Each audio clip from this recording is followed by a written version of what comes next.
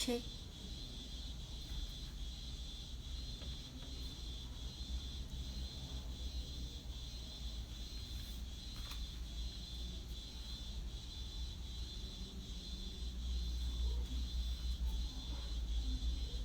Halo. Apa suara saya kedengaran jelas? Oke. Mungkin saya bisa cek suara. Apa kedengaran jelas? Halo, yang baru bergabung. Apa suara saya kedengaran jelas?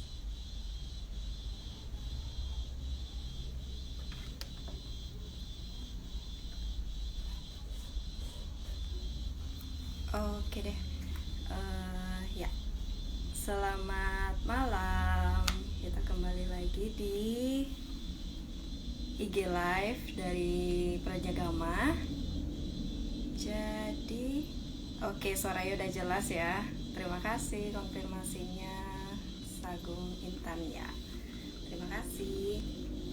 Oke, pada malam hari ini kita akan membahas topik tentang toxic relationship. Jadi sebelumnya selamat malam. Perkenalkan, saya Nia. Saya merupakan fisioterapis di Prajagama Pusat, Renon Denpasar. Jadi pada kesempatan kali ini saya diberikan kesempatan untuk memandu acara IG Live di Instagram Prajagama. Oke, mungkin sebelum sebelum kita undang nanti narasumber kita yang sudah menunggu ini. Oke, jadi mungkin saya akan perkenalkan sedikit tentang Pradyagama ya. Jadi Pradyagama, buat yang belum tahu, merupakan pusat layanan psikologi. Jadi Pradyagama sudah hadir di Bali pada tahun 1997. Jadi Pradyagama sendiri melayani tentunya di bidang psikologi ya, juga melayani terapi untuk anak dan remaja, kemudian juga melayani rekrutmen, training dan juga outbound, kemudian juga melayani untuk konsultasi pribadi, dan di Prajagama sendiri terdapat sekolah untuk anak-anak berkebutuhan khusus. Jadi mungkin yang punya kebutuhan seperti yang tadi saya sebutkan ke Prajagama bisa langsung beralamat di Jalan Tukadya nomor 183 Renon Denpasar. Oke, jadi pada kesempatan kali ini kita akan membahas tentang toxic relationship. Jadi sebelum kita undang narasumber kita, saya akan menyebutkan juga memberikan informasi mengenai kita memberikan giveaway untuk 2 orang penanya terbaik. Jadi nanti kalau ada yang mau bertanya bisa langsung diketik di kolom komentar seperti itu. Jadi kita memberikan 2 voucher untuk 2 penanya terbaik yang besok kita umumkan. Jadi vouchernya ini bisa digunakan untuk konsultasi, tes IQ dan juga tes minat dan bakat. Jadi vouchernya ini mendapatkan potongan sebanyak 50%. Jadi kan lumayan banget gitu. Oke deh, kayaknya udah gak sabar juga nih, karena sumbernya juga udah masuk. Jadi kita langsung undang aja ya. Jadi sebelumnya kita mungkin bisa kenalan dulu sama narasumbernya. Jadi dengan tema toxic relationship sign, help, dan apa yang harus dilakukan, what to do with the toxic relationship, ini akan dipaparkan langsung nanti oleh narasumber kita, seorang psikolog klinis, yaitu Kak Made Ayu Wayuning Pratiwi, SPSI MPSI. Jadi beliau merupakan juga psikolog klinis di Pradyagama Pusat Renon Denpasar. Oke deh, jadi sekarang saya akan invite dulu ya Kak Ayunya.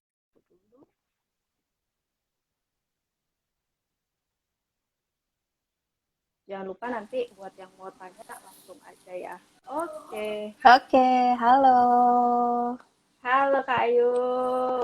Halo Nia, selamat malam Ya, teman-teman yang sudah join. iya, selamat malam Kak. Gimana koneksinya aman-aman aja kan ya? Aman sih sejauh ini. Suara saya jelas kan ya? Jelas kok, Kak. Suara saya juga jelas? Jelas, Iya. jelas.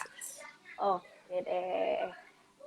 Gimana Kak Yu, sibuk apa nih hari Minggu? Hari Minggu sibuk untuk keluarga sih sebenarnya, tapi karena Mm-mm. hari ini kita harus yang namanya itu untuk membagi ilmu pengetahuan yang kita sudah tahu kan ke teman-teman. Siapa tahu dengan adanya seperti live IG ini kita bisa berbagi ke masyarakat juga, jadi agar lebih aware gitu terhadap kalau misalnya dibilang kesehatan mental ya Nia ya. Jadi kalau Iya benar misalnya kesehatan mental. jadi saya senang sekali diajak untuk mengikuti acara ini sih gitu. Ya oke deh. Lumayan juga ya, berat juga topiknya sebenarnya. Tadi dikirimin materi sama Kak Ayu, wah ini toxic relationship kayak gitu. Ya, Jadi oke deh. Mm-mm. kita mau mulainya dari apa dulu nih Nia? Ya, langsung aja deh kali Kak ya, kita sambil ngobrol-ngobrol santai aja gitu gimana? Boleh, boleh, boleh. Oke. Jadi kan ini tentang toxic relationship, sign, help dan and what to do gitu ya. Mm-mm. Jadi toxic relationship itu sendiri apa kayak gitu? Apa sih yang maksudnya toxic gitu dalam suatu hubungan? Ka- Kalau misalnya kita berbicara tentang toxic relationship, mungkin kalau misalnya nih teman-teman yang eh, anak zaman sekarang gitu yang pacaran itu pasti udah akrab banget di telinga tentang toxic relationship gitu. Cuman mungkin banyak yang nggak tahu sebenarnya apa sih toxic relationship itu gitu. Jadi kalau misalnya jadi kita sebelum membahas tentang toxic relationship ini, saya mau membuat kesepakatan dulu kalau misalnya toxic relationship yang hari ini kita akan bahas itu mengenai tentang suatu hubungan dalam percintaan itu yang Nah, oke. dari pasangannya itu secara fisik maupun emosional itu seringkali malah merusak satu sama lain gitu. Yang harusnya hubungan percintaan itu, relationship itu saling membangun untuk bertumbuh bersama. Tapi kalau bagi di toxic relationship ini malah mengalami kemunduran gitu. Mulai dari kesehatan fisik, kesehatan emosional, ataupun sosialnya gitu. Nah ini mengalami kemunduran gitu. Nah kalau misalnya yang hari ini kita bahas itu tentang toxic relationship yang seperti itu nih ya. Oke, khususnya dalam percintaan berarti ya Kak ya. Iya, Entah ini dalam hubungan dalam percintaan. dalam berpacaran ataukah sudah di jenjang yang lebih serius seperti itu Kak ya. Iya, apalagi yang sudah mau ada perencanaan merit kan ya. Nah, ini penting banget Iya. sih sebenarnya untuk diketahui supaya tidak ada nanti adanya KDRT kan, kekerasan dalam Oh rumah iya tangga. benar banget ya. Benar. Ini akar permasalahannya adalah teman-teman ini dalam menjalin hubungan percintaan itu kurang paham apakah percintaannya ini sehat atau enggak Atau gitu. Nah, enggak? Oh, dari IG Live ini kenapa saya mengambil tema ini? Karena paling umum nih yang dirasakan oleh teman-teman kita, mulai dari yang masih SMP yang baru mengenal suka-sukaan, nah terus iya benar. SMA yang sudah mulai lebih ke arah pacarannya itu lebih serius gitu, terus sudah kuliah, habis itu bekerja atau misalnya akhirnya akan menikah. Nah ini akrab banget di kehidupan kita sehari-hari kayak gitu. Oke, berarti kita mengkhusus tentang kepercintaan. Itu sih intinya Kak ya. Mm, Benar sekali. iya. Jadi, nah oke sekarang kan tadi Kakak udah bilang gimana sih biar orang-orang tuh lebih aware gitu kan tentang toxic relationship ini kan kayak gitu ya Kak ya. Jadi apa sih sebenarnya tanda-tandanya kita berada dalam suatu hubungan yang toxic kayak gitu? Mungkin bisa Oke. ya. Jadi kalau misalnya tanda yang paling paling banget yang kita rasakan itu adalah pertanyaan, eh, pasangan saya ini beneran cinta nggak sih sama saya? Terus saya nyaman nggak sih sama pasangan saya? Nah, ketika kita selalu bertanya-tanya hal-hal seperti ini, kita perlu waspada ini. kita perlu aware nih terhadap hubungannya kita dalam berpasangan ini dalam keadaan sehat atau enggak gitu. Atau misalnya sudah menjalin hubungan yang cukup lama tapi ngerasa kayak setiap sama pasangan berasa sudah berabad-abad padahal cuman baru ketemu beberapa jam. Nah, ini nih. Terus ngerasa kayak kok saya kayak nggak bahagia ya sama pasangan saya, padahal maunya ketika saya memiliki hubungan percintaan, saya kan lebih meningkat gitu kebahagiaannya. Entah itu dalam hal secara kasih sayang, secara kebahagiaan. Nah, ini dulu nih pertama, sebelum kita masuk ke bagaimana sih kita melihat hubungan saya ini sehat atau enggak gitu. Nah, itu pertama. Jadi ngerasa ada selalu pertanyaan, pasangan saya beneran cinta nggak sih sama saya? Terus saya ini bahagia nggak sih sama dia gitu. Terus selalu pertanyaannya, pasangan saya sayang nggak sih sama saya? Nah, ini dulu yang perlu teman-teman apa ya bahasanya refleksikan, itu kayak lebih bercerita sama diri sendiri nih gitu untuk melihat Self-talk gitu ya misalnya. iya, self talk terhadap diri kita. Itu dulu pertama. Kalau misalnya ternyata iya, kayaknya iya deh Kak, saya sering deh ngerasain kayak gitu, atau misalnya bener deh Mbak, kalau misalnya saya kayaknya pernah deh ngerasa seperti itu. Nah, sekarang baru kita jalan ke ada 8 hal yang perlu kita cermati, apakah saya ini masuk ke dalam toxic relationship atau enggak. Nah, pertama sudah paham nih yang ini dulu nih, yang tadi itu ada rasa aman, terus apa namanya, ngerasa kayak selalu bertanya-tanya dalam diri kayak gitu. Nah, yang pertama ini nih ya, itu obsesi. Pertama ada obsesi. Obsesi ini kita bisa artikan bahwa segala sesuatu fokus itu terhadap hanya satu pihak. Jadi kan kalau berpasangan itu ada dua pihak nih ya. Iya, Nah, betul. kalau di toxic relationship ini ada obsesi ini adalah fokus utama itu ada di salah satu. Misalnya nih yang di perempuan atau di laki-lakinya aja. Kayak gitu. Ada obsesi untuk menjadi peran utama, sedangkan pasangan kita adalah peran pembantu. Jadi itu dulu nih. Segala sesuatu itu harus berpusat pada dirinya atau pasangannya. Kalau misalnya di dalam suatu hubungan yang sehat, harusnya itu seimbang. Itu seimbang siapa yang berperan saat itu. Jadi tidak hanya berfokus pada salah satunya aja, tapi fokusnya adalah kedua-duanya merasakan hal yang sama, kedua-duanya memberikan hal yang sama. Gitu. Kalau misalnya toxic, itu hanya salah satunya yang memberi atau yang menerima. Itu dulu. Jadi kayak nggak ada feedback gitu ya Kak ya? Iya, kayak nggak ada feedback, kayak nggak ada apa ya gantiannya gitu loh. Kalau misalnya hari ini saya yang memberi, berarti hari esok pasangan saya yang memberi. Atau misalnya di jam sekarang saya yang memberi, atau di situasi saat ini saya yang memberi, di situasi berikutnya itu pasangan saya yang memberi. Jadi di dalam peran itu ada silih bergantinya gitu. Jadi tidak hanya terobsesi untuk salah satu gitu. Kadang kalau orang yang sangat mencintai, dia akan berperan sebagai orang yang selalu membantu. Dia jadi peran pembantunya gitu. Tapi kalau misalnya dia obsesinya untuk mencari cinta, dia akan menjadi fokus utama untuk yang diberikan gitu. Jadi dia gitu. Jadi fokusnya itu seperti itu. Itu obsesinya. Jadi ada intensitasnya. Intensitasnya tidak seimbang di obsesi ini. Gitu. Itu yang pertama nih ya.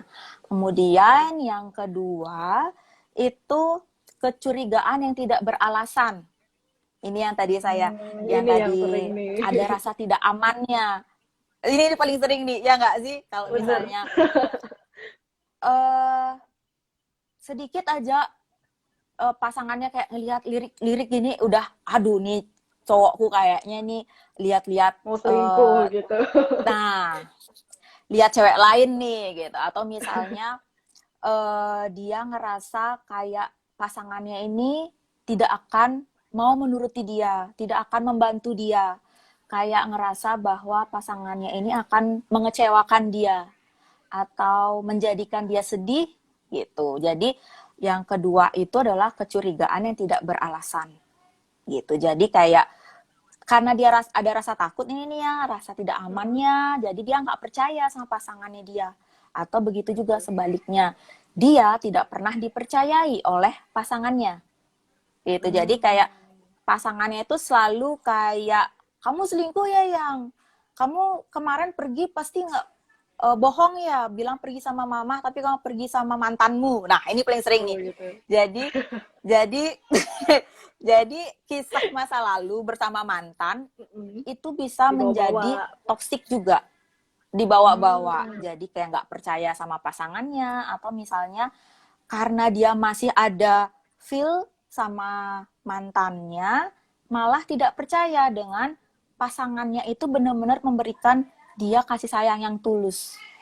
Nah, ini nih ya, kalau toxic relationship itu dia kecurigaan tidak beralasannya itu lebih mendominasi, lebih menguasai hubungan ini. Gitu. Jadi kayak tadi kan udah obsesi salah satunya, ditambah curigaan terus, tidak beralasan. Gitu. Jadi kayak gak ada situasi yang emang benar-benar mendukung, dia tetap curiga, tetap gak percaya gitu.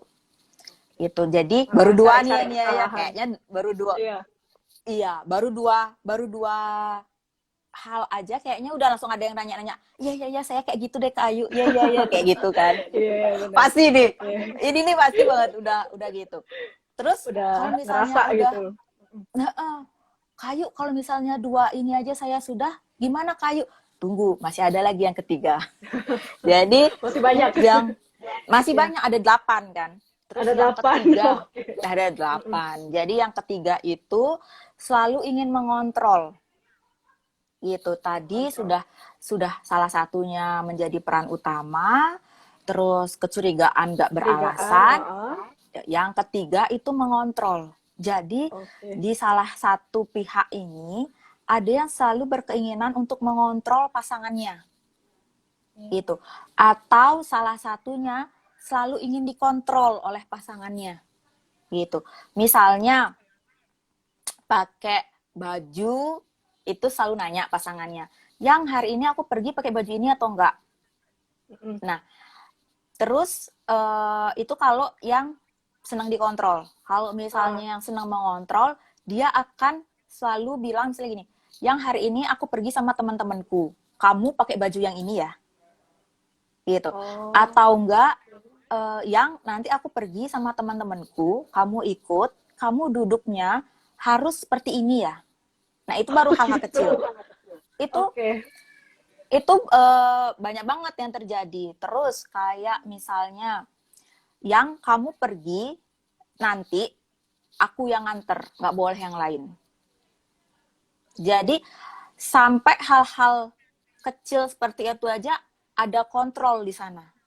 Jadi, pasangannya itu tidak diberikan kesempatan untuk mengekspresikan diri, tidak diberikan kesempatan untuk mengambil keputusan sendiri, itu keputusannya ada di salah satu pihak aja. Salah satu pihak.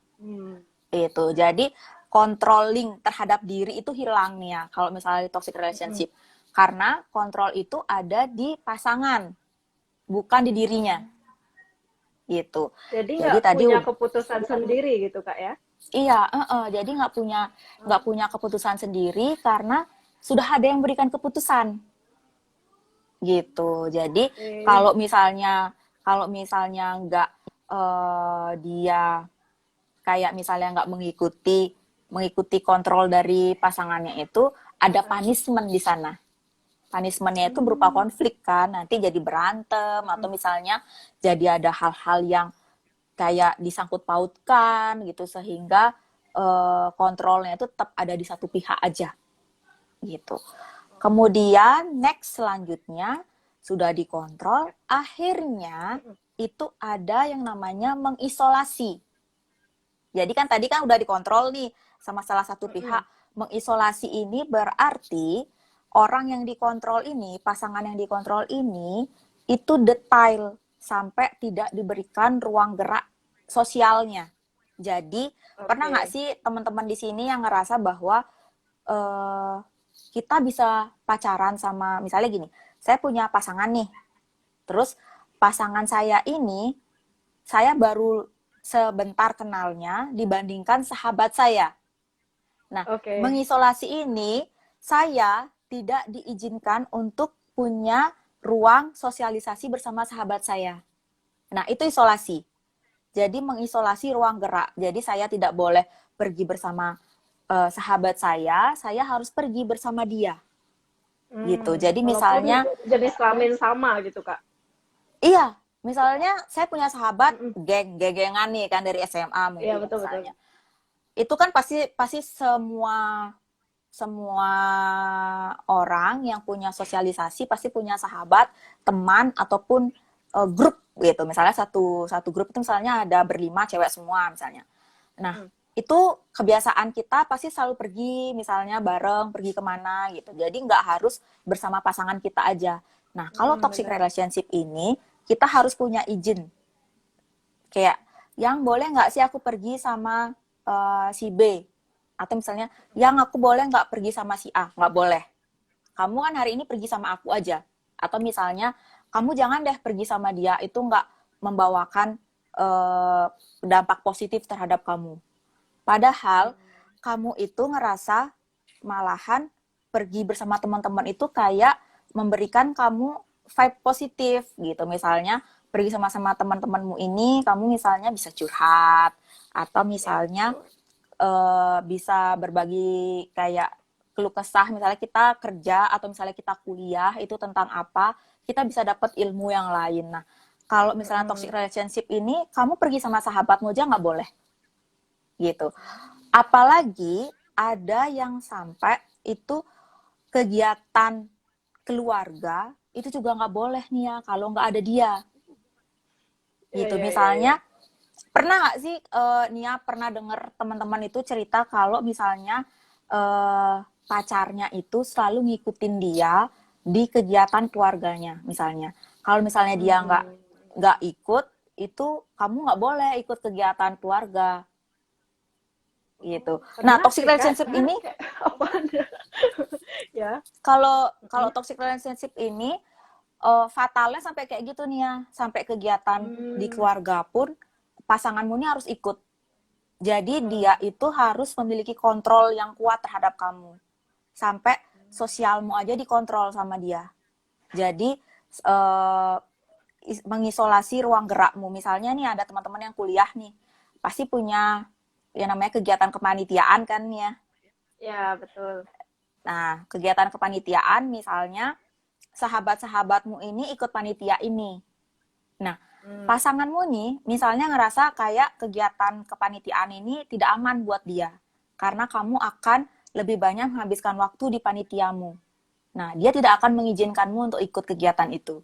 Dia bisa punya berbagai macam alasan untuk kamu tidak ikut serta dalam kegiatan itu. Gitu. Jadi, ruang gerakmu itu terbatas hanya seputaran dia atau misalnya seputaran rumahmu yang menurut dia aman buat dia. Aman. Gitu. Itu yang paling Jadi penting, aman sebenarnya, buat dia.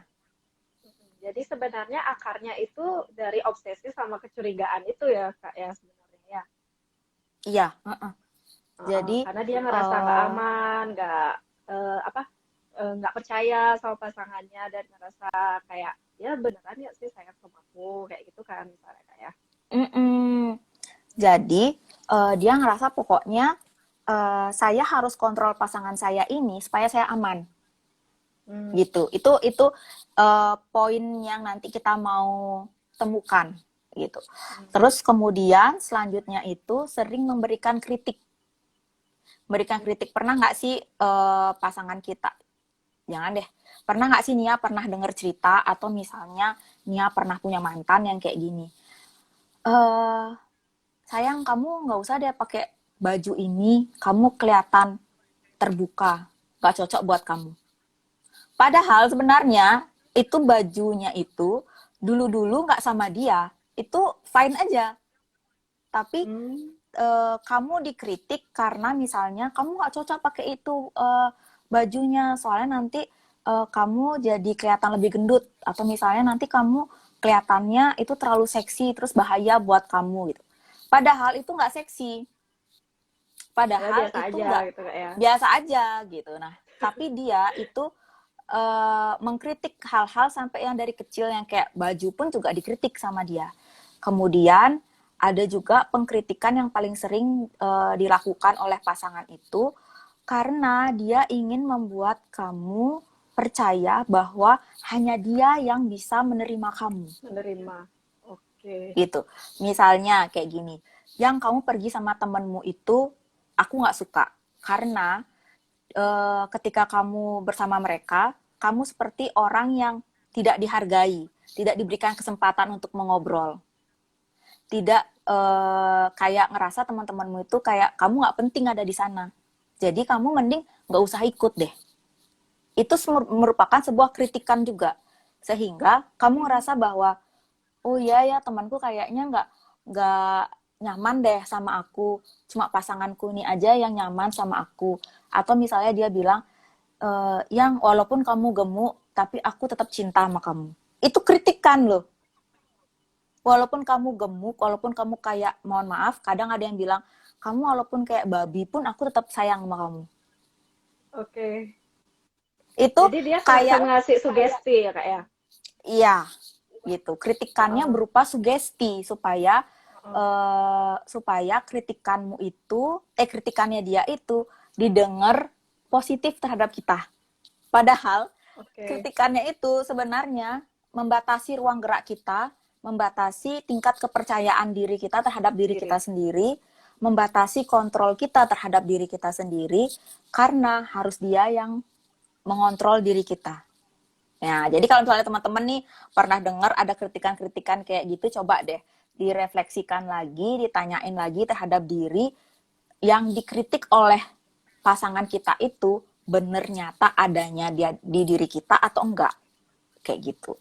Kemudian selanjutnya, ini ada benang merahnya, menghilangkan suatu hal yang berarti dalam kehidupan sehari-hari. Nah, ini biasanya yang disebut seperti sabotase nih. Pernah nggak sih Nia dengar yang kayak misalnya, aku kayaknya jadi pekerjaannya terhambat deh semenjak berpacaran sama dia. Nah, ini nih, misalnya gini, kita deh sebagai terapis, pasti kita nggak bisa kan selalu ngangkat telepon pasangannya kita. Nah, atau misalnya kita punya grup yang ngasih tahu kita kalau misalnya kita ada anak baru nih yang harus kita tangani apa segala macam, ada klien baru yang kita harus tangani. Dia ini sabotasenya bisa sampai kamu nggak sadar grup chat kamu tuh di mute. Jadi kamu bisa produktivitas di pekerjaanmu tuh malah terhambat. Kayak gitu. Jadi ada yang sampai kayak gitu. Atau misalnya kamu misalnya mau dipromosiin nih, naik jabatan. Nah, untuk promosi jabatan, kamu kan harus memiliki waktu yang lebih banyak terhadap kerjaanmu. Dia nggak suka. Nah, sabotasenya bisa jadi, sayang aku nggak suka kamu terlalu banyak bekerja, nanti kamu sakit. Padahal sebenarnya dia nggak pengen kamu tuh lebih dominan, karena nanti ketika karirmu lebih bagus, pasanganmu ini minder. Jadi dia nggak punya kontrol terhadap kamu. Itu, jadi benang merahnya ke sana nih ya. Gitu, jadi sampai ada sabotase di sana. Jadi ada yang pernah, klien saya itu pernah ditelepon sama bosnya, ditauin sama pasangannya dia, itu di-reject. Tanpa sepengetahuan dari pasangannya. Alhasil, komplain dong bosnya, kenapa telepon saya tidak diangkat. Padahal dia ngerasa bahwa, saya nggak tahu Bapak ada telepon saya. Nah, itu sampai ke arah sana sabotasenya. Terus ada yang sabotasenya itu, kalau yang sekarang artis-artis itu, ini deh, pernah nggak denger yang ATM-nya dibawa, terus nanti dipakai gesek alasannya mau ngasih kado. Nah, itu sebenarnya udah sabotase di bidang ekonomi. Jadi selain tadi yang di pekerjaan, itu bisa jadi di ekonomi, atau bisa jadi sabotasenya itu sampai ke kamu nggak tahu kalau sahabatmu itu udah dijadiin selingkuhan sama dia. Oke. iya, Terus iya, iya. Ada. alasannya kamu dibatasi untuk berteman sama dia. Jadi dia mau nyabotase hubungan baik terhadap sahabatmu karena dia tertarik dengan sahabatmu untuk dijadikan pasangan dia. Jadi kan kamu udah nggak punya komunikasi nih sama sahabatmu. Padahal itu adalah jalan untuk dia selingkuh di belakangmu. Nah, ini banyak yang dialami oleh teman-teman yang kurang aware terhadap perilaku atau terhadap kebutuhan dari pasangannya. Sampai sahabatnya sendiri aja nggak ditauin kalau udah dijadiin selingkuhan. Gitu. Anin nikungnya smooth ya Kak? Iya, ini nikung yang paling smooth di sana. Kemudian, ya benar. semut banget ini. Terus kemudian itu menumbuhkan rasa bersalah dan rasa bertanggung jawab terhadap pasanganmu. Nah, ini lanjutan dari tadi kan sudah nih, kalau misalnya diberi kritik udah, mengontrol udah, mengisolasi ruang gerak udah, terus menghilang abis itu nggak rasa percayanya udah. Ini yang udah agak-agak toksik banget, itu dia itu selalu mengembangkan supaya pasangan ini punya rasa bertanggung jawab atas kebahagiaan dari pasangannya. Misalnya gini, sayang kalau misalnya kamu kayak gini kerjaannya, kamu itu membuat aku sedih deh yang. Jadi aku nggak bahagia dengan hubungan ini. Kamu nggak mau ya buat aku bahagia. Nah, kalau misalnya kita dikasih omongan kayak gitu, nyes nggak sih nih ya? Kayak, oh iya ya, kayaknya aku kok nggak ngasih dia, kayak nggak ngasih dia kebahagiaan gitu. Padahal kita aja yang nggak sadar kalau misalnya ternyata kita sudah digiring untuk beropini yang sama terhadap pasangan kita. Jadi kita punya rasa bersalah, kita punya rasa tanggung jawab terhadap kebahagiaan pasangan kita. Jadi kita selalu merasa untuk melayani, untuk ngerasa harus kayak membahagiakan dia, kayak kita itu harus terlihat baik selalu di depan dia. Padahal kita nggak nyaman dengan hal itu. Nah, ini yang paling sering dialami oleh teman-teman kita yang seumuran kita yang lagi mencari apa ya, figur-figur kira-kira saya bisa bertahan dalam berhubungan berpasangan itu sama tipe laki-laki yang seperti apa atau tipe perempuan yang seperti apa. Nah, kalau misalnya kita terjebak di dalam toxic relationship ini, kita jadi nggak tahu nih kebutuhannya kita itu apa. Gitu. Nah, kalau misalnya tadi kan udah saya sebutkan nih 7 hal yang menjadi ciri toxic relationship. Yang terakhir itu, yang ke-8 adalah sampai adanya ketidakmampuan untuk mengontrol emosi. Nah, ini misalnya tadi kan udah curigaan, udah mengisolasi pasangannya. Kalau pasangannya nggak nurut, apa yang terjadi? Sering yang namanya diteriak-teriakin marahannya. Misalnya, kamu ini apa? Sampai setetangga itu bisa dengar. Atau misalnya kita lagi makan di rumah makan, pasangan kita itu ngerasa nggak suka sama kita, itu langsung marahin di sana, teriak-teriak. Di tempat umum. Kalau gitu, misal di tempat umum, nah ini toxic relationship itu sampai kayak gitu nih ya. Ada yang parah banget itu misalnya sampai dilemparin helm, misalnya berkelahi di pinggir jalan gitu, berhenti, dibuka helmnya, dilemparin helmnya ke pasangannya. Itu ada kekerasan fisik di sana. Terus ada juga yang sampai kayak ditampar atau misalnya ditendang, atau ini yang kekerasan fisik dalam pacaran. Ini yang toxic relationship-nya menurut saya yang udah paling parah. Kalau sampai udah ada kekerasan fisik, kekerasan emosinya, kekerasan verbalnya mungkin ada di tadi yang mengisolasi, mengontrol, atau memberikan kritikan. Itu bisa yang kekerasan verbal.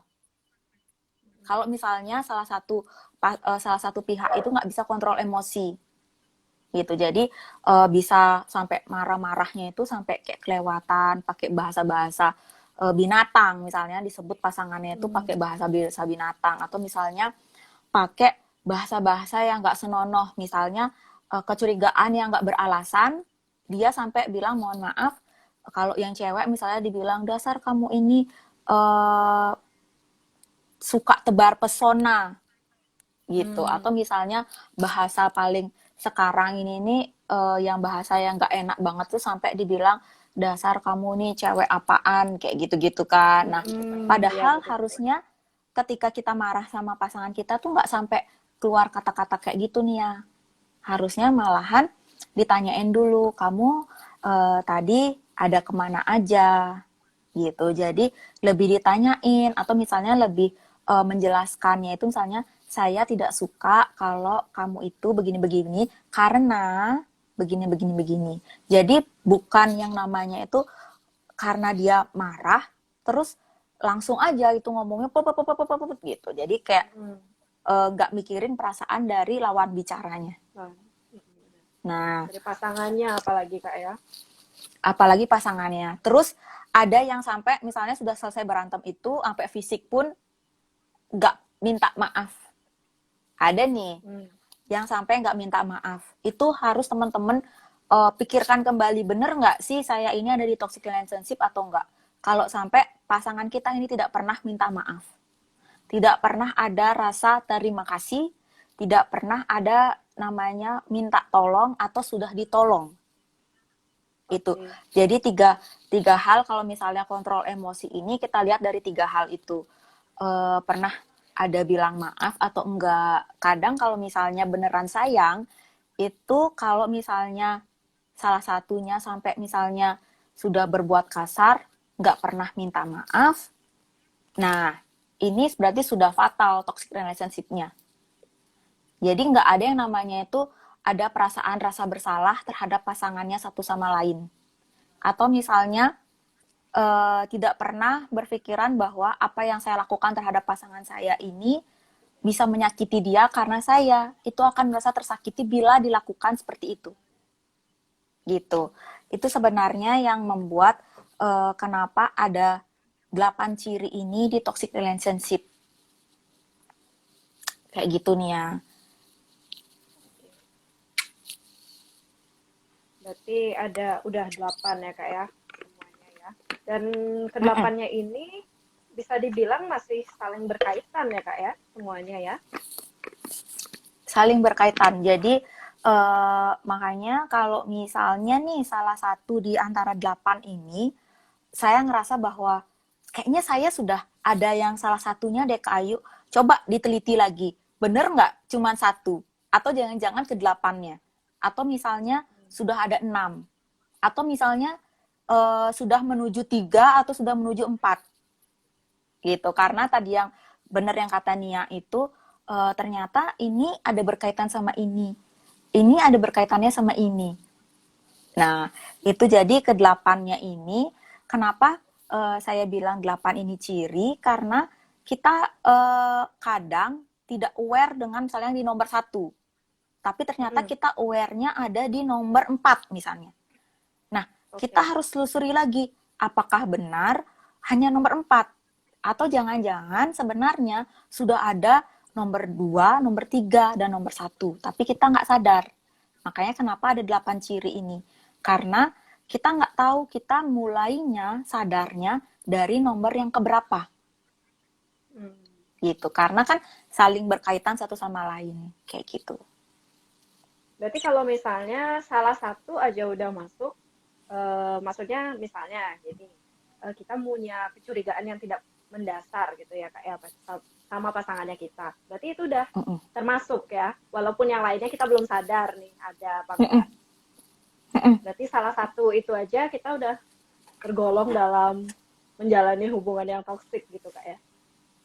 Iya, karena kan kalau misalnya dalam suatu hubungan itu nggak usah deh tentang hubungan berpacaran gitu. Kita sama temen aja, kepercayaan itu kan yang utama ya Nia. Gitu, ya, kayak kita sama saudara deh, sama saudara aja kadang kita ada unsur nggak percayanya kan sama saudara kita. Nah, apalagi dengan orang yang baru kita kenal gitu. Maksudnya kita sama pasangan itu kan eh, barulah dan dibandingkan sama sahabat kita atau dibandingkan sama keluarga kita. Keluarga. Nah, kalau misalnya sampai kecurigaan aja itu sudah mendominasi dalam hubungan kita, itu berarti ada sesuatu hal yang bisa menyebabkan kenapa sih kita nggak ada kepercayaan dengan pasangan kita ini gitu. Jadi yang kata Nia misalnya satu aja kayaknya sudah masuk ke toxic relationship Kak, iya gitu. Iya sih, kalau misalnya satu aja yang lainnya mungkin secara nggak sadar udah ada Kak ya. Cuman kita aja yang ngerasa kayak, oh mungkin nggak, kayak gitu. Masih denial gitu kadang kan. Iya, masih denial. Nah, ini nih, denial. Itu yang poin yang perlu garis bawahi. Jadi menolak. Jadi kalau teman-teman yang nggak tahu denial itu apa, itu penolakan dalam diri kita mengenai suatu situasi yang kita hadapi atau misalnya sesuatu yang ada sebenarnya, tapi kita nggak mau hal itu kita sadar gitu. Nggak mau hal itu beneran ada dalam hidup kita. Padahal beneran ada sebenarnya. Nah, denial itu adalah penolakan untuk itu gitu. Nah, Jadi karena kita Nia berusaha sudah mengabaikan itu gitu Kak ya. iya, kita mencoba untuk mengabaikan itu. Makanya tadi satu aja di 8 ini kita sudah aware nih hubungan kita beneran toksik apa enggak ya. Langsung deh coba dicek lagi di antara ke-8 ini ada enggak yang lainnya gitu. Nah, karena Nia sudah menjelaskan tadi denial itu, sekalian deh saya jelasin kenapa sih toxic relationship ini bisa ada di suatu hubungannya kita. Nah, orang yang bisa terjebak dalam toxic relationship ini biasanya adalah orang-orang yang tidak punya kepercayaan diri yang baik gitu, yang tidak bagus gitu, atau misalnya harga diri yang rendah gitu, karena dia ngerasa saya ini harus bergantung sama orang lain gitu. Jadi misalnya nih sebagai yang dikontrol, berarti yang kalau dikontrol ini kan berarti korban ya dalam toxic relationship ini. Nah, si korban ini ngerasa bahwa yang tadi saya sudah dapat bilang, hanya pasangan saya yang bisa menerima saya. Karena dia nggak percaya diri sama dirinya. Dia nggak punya harga diri yang baik terhadap dirinya. Jadi dia menghargai dirinya itu sangat kecil. Saya tidak berasa berharga, tidak ada yang mencintai saya. Nah, hal-hal ini yang mendominasi dalam hidupnya dia. Jadi ketika punya pasangan, dia akan selalu menuruti apa kata pasangannya. Gitu. Jadi dia tidak punya yang namanya baseline. Baseline itu dalam artian saya mampu mempercayai pasangan saya hanya sekian persen. Saya hanya memberikan keputusan terhadap saya akan memberikan pasangan saya memberikan keputusan saya berapa persen. Karena saya masih punya kemampuan untuk membuat keputusan. Gitu. Kalau orang toxic relationship itu nggak punya kayak gitu nih ya. Jadi dia ngerasa bahwa saya tidak mampu membuat keputusan, saya tidak mampu mempercayai kemampuan saya merasa saya itu tidak pantas untuk dicintai. Orang-orang kayak gini akan bertahan di dalam toxic relationship. Gitu. Karena dia ngerasa ketika dia tidak bersama pasangan ini, saya kehilangan tempat bergantung saya. Gitu. Nah, sebagai pelaku, apakah hal itu juga dialami? Iya. Nah, sebagai pelaku ini, kenapa dia harus kontrol pasangannya? Karena dia ngerasa nggak aman. Dia ngerasa dia nggak memiliki kepercayaan diri untuk selalu dicintai. Gitu. Atau misalnya dia pernah mengalami yang namanya tidak dipercayai, jadi dia ngerasa bahwa saya tidak bisa percaya sama orang lain. Gitu. Jadi dia tidak bisa mempercayai dirinya untuk percaya sama orang lain. Nah, makanya dia akan menjadi pelaku yang mengontrol mengontrol pasangannya dia ini. Jadi orang-orang yang ada di toxic relationship ini adalah orang-orang yang tidak memiliki kepercayaan diri yang baik terhadap dirinya, sehingga dia harus bergantung sama pasangannya, baik itu pelaku maupun korban dalam hubungan relationship ini gitu. Itu sih Nia. Jadi sama-sama ada rasa tidak percaya, ada sama-sama rasa kayak kebahagiaan ini aku nggak bisa dapetin kalau nggak sama dia, kayak gitu ya misalnya. Iya. Jadi padahal dia nggak bahagia juga nih ya. Padahal dia nggak bahagia juga, Oke. tapi dia Mm-mm. ngerasanya bahwa eh, ketika pasangan saya bahagia, itu mungkin namanya kebahagiaan gitu. Jadi ada kata mungkin karena dia aja nggak tahu rasa bahagia itu apa Bahagia apa? Betul. gitu. Bahagia itu apa? Jadi Mm-mm. bahagia bahagia dimaksud di sini adalah kadang kita pasti tahu dong kita senangnya apa. Kita Ya. bahagianya ketika kita melakukan apa. Kita bahagianya ketika kita berhasil mendapatkan apa. Nah, orang yang ada di toxic relationship ini nggak tahu dia itu bisa bahagia dengan dirinya itu seperti Karena apa apa? sih? Karena apa dia Oke. nggak tahu. Jadi Mm-mm. kalau misalnya pasangannya dia tuh bilang, kalau kamu nurutin aku, kamu bahagia. Karena aku akan selalu ada bersama kamu. Gitu. Jadi Oke. konten pembicaraannya itu adalah keseringan itu membuat janji-janji atau Mm-mm. daya tarik terhadap yang akan diberikan ke pasangannya ini supaya pasangannya ini stay sama dia. Gitu. Jadi misalnya eh, yang sering banget itu adalah ketika berantem, konflik, terus akhirnya pasangannya itu nangis-nangis kalau misalnya kalau kalau nggak sama kamu aku tuh nggak bisa bahagia, aku hanya bisa bahagia bersama kamu gitu, karena kamu yang paling mengerti aku, kamu harus, teman-teman di sini harus lihat kontennya.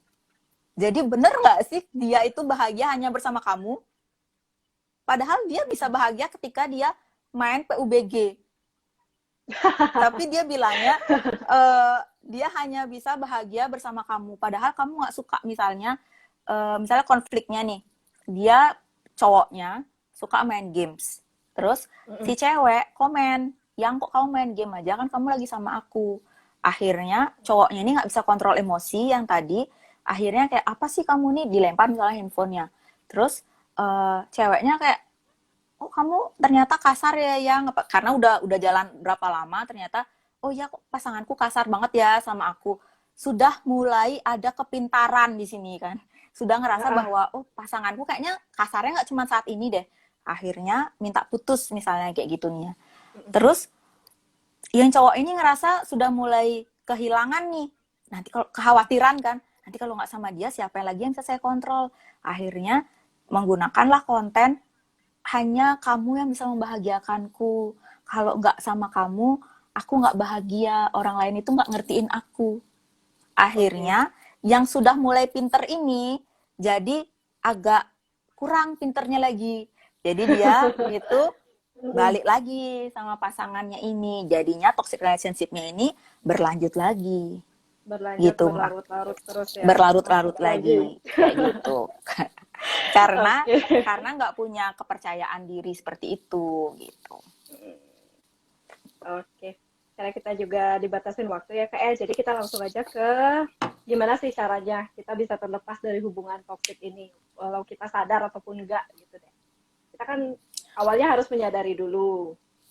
Lalu kalau kita sudah sadar, bagaimanakah? Apa kita harus Nah, mengakhirinya atau kita harus melanjutkannya seperti itu? oke, ini mungkin teman-teman bisa, pertama kan tadi udah dijelasin sama Nia, atau sudah saya jelasin tadi waktu saya menjelaskan itu. Jadi sadar dulu nih kalau misalnya oh ya ada ini, ada ini, ada ini, ada ini. Yang kedua, hentikan denial, hentikan penolakan, terima bahwa benar hal ini ada di hubungan saya dan saya punya hak untuk meneruskan atau melanjutkan, itu kan. Terus yang berikutnya adalah coba cerita sama orang terdekat. Misalnya, kamu masih ngerasa nih bahwa ini kira-kira saya masih bisa lanjutin, misalnya gitu. Coba deh tanya ke sahabat, ke keluarga, atau misalnya ke profesional seperti psikolog gitu, untuk bener nggak sih ketika ketika saya punya toxic relationship ini, saya mendingan keluar atau enggak. Karena kalau misalnya hanya ada toksiknya itu masih sedikit, itu kan masih ada yang namanya kita bisa berubah bersama. Nah, ini poin pentingnya Mia, berubah bersama. kalau misalnya yang hanya ingin berubah adalah salah satu pihak, toxic relationship ini akan berlanjut yang awalnya kadarnya ringan menjadi kadar yang berat. Tapi kalau misalnya ternyata sudah kadar yang berat, ini kira-kira saya mampu nggak untuk bersama-sama menerima hal ini dan kami berdua bisa berubah bersama gitu. Kalau misalnya yang sudah berat, karena kalau sudah berat itu yang kenapa saya bilang apakah kira-kira saya masih bisa atau enggak, itu perlu untuk berubah satu pihak ini sama satu pihak ini harus satu-satu dulu yang berubah tapi memiliki tujuan yang sama gitu. Kalau misalnya kayak kontrol itu, bener nggak sih saya bisa punya kontrol terhadap diri saya, terus bener nggak sih pasangan saya ini bisa mengurangi kontrolnya itu terhadap orang lain. Nah, ini yang perlu yang difikirkan oleh teman-teman ketika akan melanjutkan. Tapi kalau misalnya teman-teman ngerasa bahwa kayaknya kalau untuk berubah bersama itu saya nggak bisa deh, ya berarti pilihannya adalah menghentikan hubungan berdua ini gitu. Nah, kalau misalnya ingin berhenti pun itu juga komunikasikannya dengan perkataan yang baik dalam situasi yang baik dan diakui oleh kedua-duanya bahwa hubungan ini tidak bisa berlanjut. Karena kalau misalnya cuma salah satunya ngerasa hubungannya tidak bisa berlanjut dan lalu keluar kata-kata bahwa sebaiknya kita putus deh, sudah selesai, tanpa menjelaskan kenapa harus putus, kenapa hal ini tidak bisa berlanjut. Ini yang menyebabkan ada rantai berikutnya yang dimaksud adalah mantan itu selalu ikut serta dalam hubunganmu yang baru. Karena ketika putus tidak dikomunikasikan dengan baik. Misalnya saya itu terlalu menerima kontrol dari kamu dan kamu lebih sering mengontrol saya. Ini disepakati berdua. Kalau misalnya salah satu yang ngerasa bahwa enggak kok. Nah, ini yang mengakibatkan ketika putus itu merasa bahwa ada ketidakadilan, bahwa saya menjadi korban, makanya saya diputusin. Atau misalnya rasa bersalah itu lebih muncul, kayak misalnya kayaknya aku emang nggak pantas deh dicintai, makanya aku diputusi. Ini akan berlanjut ke hubungan berikutnya. Makanya kenapa perlu dikomunikasikan kedua belah pihak dan diakui bersama, akhirnya putus secara baik-baik. Kalau istilahnya anak gaul sekarang adalah putus secara baik-baik karena dikomunikasikan mana yang masuk misalnya ke dalam toxic relationship ini dan saya tidak mampu untuk merubahnya, atau misalnya saya tidak punya waktu untuk bertahan dalam hubungan ini, atau misalnya saya tidak punya kemampuan untuk menunggu kamu untuk berubah, atau misalnya saya mampu berubah tapi kamu tidak mampu berubah dan saya tidak bisa menerima itu. Jadi tetap dikomunikasikan secara menyeluruh. Jadi bukan hanya kayak menyalahkan salah satu pihak, tapi tetap menjelaskan bahwa saya juga ada salahnya karena saya membiarkan kamu untuk mengontrol saya. Atau misalnya saya tidak bisa menaruh kepercayaan terhadap kamu, jadi makanya kamu selalu nggak percaya sama saya. Jadi tetap dijelaskan bahwa saya juga punya andil dalam toxic relationship ini, baik menjadi korban ataupun menjadi pelaku. Kalau misalnya ingin putus, tapi kalau misalnya ingin berlanjut lagi, bisa melalui cerita sama orang-orang untuk kira-kira alternatifnya itu bisa dari mana sih saya mau berubahnya, atau misalnya kalau misalnya mau berubah bersama, yang mana sih dulu saya harus lakukan gitu. Nah, tips-tipsnya itu kita bisa belajar dari hubungan orang-orang lain gitu, atau misalnya ke profesional seperti ke psikolog untuk bertanya bahwa kalau saya mau berubah, saya mau menjadi lebih baik, apa yang dulu saya harus perbuat. Terus misalnya nanti pasti psikolognya akan memberikan cara-caranya, misalnya nanti Mbak dulu ya kita konselingin, terus nanti pasangannya dikonselingin, habis itu nanti kita ada couple terapi, jadi berdua kita pertemukan, terus nanti kita cari nih jalan tengahnya apa sih yang bisa kita perbuat. Itu kalau misalnya ke profesional. Kalau misalnya ke ke tempat yang dekat itu kita jadiin social support. Jadi ketika saya ingin berubah, saya ada warning dengan cara teman saya boleh memberikan saya warning, kayak misalnya kayaknya kamu udah lewat deh dari relnya, yuk kita coba lagi, yuk ke tengah, ke rel lagi, kita harus ngapain. Atau misalnya sahabat saya ini misalnya bisa ngasih tahu bahwa pasanganmu gitu lagi loh, kamu sadar nggak? Nah gitu, jadi teman kita atau orang tua kita atau saudara kita itu bisa jadi yang ini alarmnya, warning, jadi Ya, bahwa dia ngelakuin lagi atau enggak, atau misalnya saya terlena lagi atau enggak, gitu nih ya. jadi itu pentingnya kita cerita sama orang lain ya, terutama sama keluarga dan sahabat juga ya, ke orang-orang yang kita percayain gitu Kak ya. Oke, lanjut kita langsung ke pertanyaan aja kali Kak ya. Ini ada pertanyaan dari Kak Anindya Pemayun. Jadi pertanyaannya Kak, kalau udah pacaran lama nih, terus kita sadar hubungan kita toksik, jadi udah sadar nih. Tapi karena udah terlanjur lama sama dia, akhirnya kita bertahan. Gimana ya caranya bisa perbaiki keadaan? Atau lebih baik kita keluar aja dari hubungannya? Gimana Kak? Singkat aja mungkin.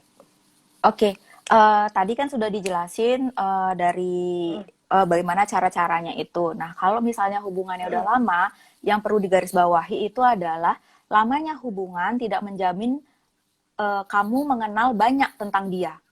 Nah, itu kalau misalnya ternyata hubunganmu itu sudah terlalu lama dan itu ada di toxic relationship, kamu harus pikirkan lagi bahwa kamu harus stay di sana atau kamu quit dari sana, keluar dari sana. Mungkin saja ketika kamu sudah paham kamu toxic relationship, kamu udah paham kebutuhanmu apa, kamu bisa mengenal orang lain yang bisa memenuhi kebutuhanmu. Atau misalnya bisa membuat kamu berkembang menjadi lebih baik. Jadi lamanya pacaran, lamanya hubungan itu tidak menjamin pasanganmu itu lebih kenal sama kamu daripada orang lain yang baru ketemu kamu. Tapi seberapa sih kemauan dia untuk mengenal kamu, seberapa sih kemauan dia untuk bisa berkembang menjadi lebih baik bersama kamu. Kayak gitu. Bener ya Kak ya, walaupun udah lama ya, terus kita harus tetap pikirin kan, jangan kebawa kayak, jangan sayang lah sama hubungannya kan udah lama, kayak gitu ya. Benar banget. Kan biasanya itu tuh yang sering banget kan. Sampai toxic relationship aja dia nggak tahu kalau udah saking lamanya. Bener, ini beneran bahagia atau enggak sih sebenarnya, karena udah lama aja ya udahlah, kayak gitu deh. Ya udahlah gitu, tapi nggak menyelesaikan masalah. Betul. Oke, lanjut Kak ya. Ini ada pertanyaan lagi dari aurum.bali. Jadi pertanyaannya Kak, gimana caranya mutusin pacar yang toksik kalau dia ngancam mau merusak diri, bahkan mau bunuh diri kalau diputusin. Wah, dia sampai mau bunuh diri nih. Tapi banyak yang kejadian kayak gini Kak. Gimana tuh kira-kira? Singkat Ini aja, Kak. banyak banget sih gitu. Kalau misalnya nih ternyata pasangan kita itu ada sinyal-sinyal akan melakukan hal itu mending putusnya bisa kita minta bantuan ke profesional gitu. Karena ini bisa menjelaskan kenapa hubungan ini tidak bisa lanjut gitu. Dan nanti kalau misalnya ternyata dia bener-bener kayak dia pengen bunuh diri apa segala macem, ada alasan untuk kayak gini. Udahlah, kamu kalau misalnya kayak gitu, datang aja ke psikolognya itu lagi. Jadi nanti dia akan membantu kamu untuk menjadi lebih baik gitu. Atau misalnya ketika putus, udah dijelasin tadi, udah yang seperti saya jelaskan bahwa satu sama lain ini udah jelasin apa segala macam, tapi dia masih kayak aku bunuh diri aja deh gini-gini. Oke, kalau misalnya kamu kayak gitu, aku akan kembalikan kamu ke orang tuamu. Jadi ketika kita pacaran, kita pasti sering ketemu kan sama orang tuanya. Nah, ketika dia punya ada sinyal-sinyal kayak gitu, kita duduk bersama sama orang tuanya, mengatakan bahwa hubungannya sudah tidak bisa lagi dan saya tidak bisa bertanggung jawab lagi terhadap anak sama tante. Saya akan kembalikan anak dan tante karena dia ada sinyal untuk bunuh diri ketika tidak bersama saya. Gitu. Itu yang tadi saya jelaskan bahwa kebahagiaan pasanganmu itu bukan tanggung jawabmu. Kalau misalnya dia tidak bisa mencari kebahagiaannya sendiri, apalagi sampai mengancam ingin bunuh diri. Nah, itu mungkin saja tidak bisa kamu selesaikan sendiri kan. Karena kalau misalnya terjadi sesuatu di luaran sana, orang tuanya pasti datengin kamu karena dia orang tuanya taunya pacarannya sama kamu kan. Kalau misalnya ada hal betul. yang nggak bagus, pasti yang dituntut untuk bertanggung jawab adalah kamu. Jadi ketika kamu berpacaran, kamu harus punya komunikasi juga yang baik terhadap keluarganya. Jadi kalau misalnya ada yang sinyal-sinyal kayak gitu, kita bisa minta bantuan ke keluarganya. Kayak gitu. Intinya harus terbuka juga ya Kak ya, sama entah ke keluarganya atau orang terdekatnya seperti itu ya Kak ya. Oke Iya. deh. Ya, karena kita dibatasi oleh waktu Kak, mungkin malam kali ini IG live kita bisa akhiri. Terima kasih banyak ya Kak ya sudah mau berbagi tentang toxic relationship kita pada malam hari ini. Jadi kalau kesimpulannya di sini ada 8 tanda ya Kak ya kalau kita masuk dalam toxic relationship.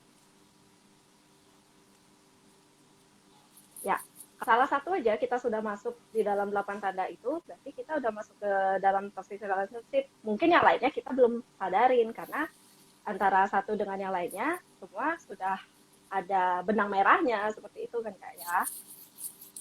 Jadi nanti kalau misalnya kalian butuh bantuan dan butuh nggak tahu nih mesti ngapain gitu, kalau udah menyadari kalau diri kita ada di dalam toxic relationship, ya salah satunya kita bisa konsultasi langsung ke psikolog, ke profesional seperti itu ya Kak ya.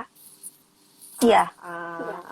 Oke deh Kak, kalau begitu mungkin kita udah bisa akhiri. Tadi udah langsung tanya jawab juga, udah dijawab juga ya Kak ya. Saya mau mengucapkan terima kasih juga untuk teman-teman yang sudah bergabung di live kita pada malam hari ini. Saya ucapkan terima kasih untuk narasumber Kak Ayu, terima kasih juga ya. Ya, mungkin bisa diakhiri. Selamat malam. Selamat malam, terima kasih.